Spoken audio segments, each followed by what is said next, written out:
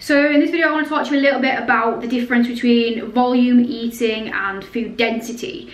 So this is going to be really useful for people who are both in calorie deficits and potentially gain phases, who are kind of struggling on both ends of the spectrum. So struggling from a hunger perspective in a deficit, and struggling from maybe a fullness and struggling to eat enough calories within a surplus. So yes, every food holds calories, and a calorie in is a calorie out and what have you, but every single food item holds a different density in terms of the calories per volume of food. So let's, for example, take a mixing bowl size of iceberg lettuce as a ballpark figure.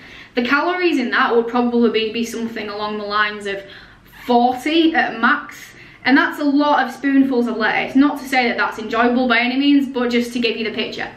If we then had a mixing bowl size of, oh, I don't know, let's go with granola, that could be thousands and thousands of calories. If we take a teaspoon of peanut butter, that's about 100 calories, whereas a teaspoon of lettuce, not that you could fit any lettuce on a teaspoon, will be nothing.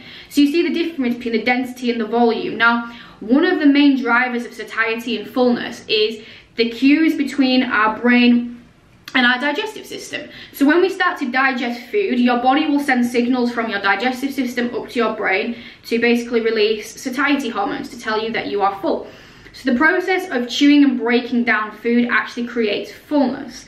Also as well, the more food you eat creates an illusion of fullness, because ultimately if you were to eat a big plate of food, you would feel like you are eating more psychologically.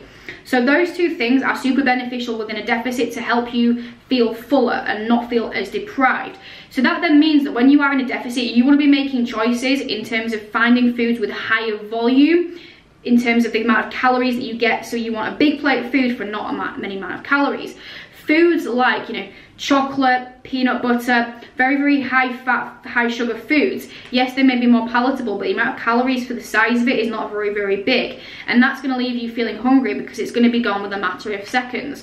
So some really good high volume food ideas for when you're in a deficit include salads, vegetables, and obviously vegetables are very high in fiber as well, and fiber promotes satiety.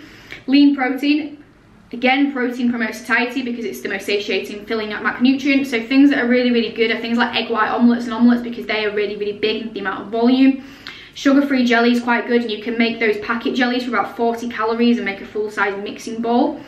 Whereas in a surplus, you wouldn't want to be eating all that food. Potatoes are a really good one as well, because potato is the most filling food that there is out there, so you could have a lot of potato and feel very full. When you're trying to increase your calories and eat a lot of food, those sort of foods won't be good, because you won't want to be sat there eating for days and days on end. And if your calories are quite high as well, you want to eat foods that are quite easily digested, so then you can just move on and have your next meal.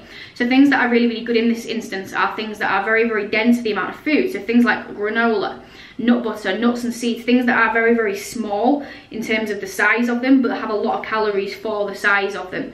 So that's the difference between volume and sort of food density, and it's something to be very aware of, depending on which phase you're in, because it can make a huge difference to your level of adherence and enjoyment within the phase that you are in.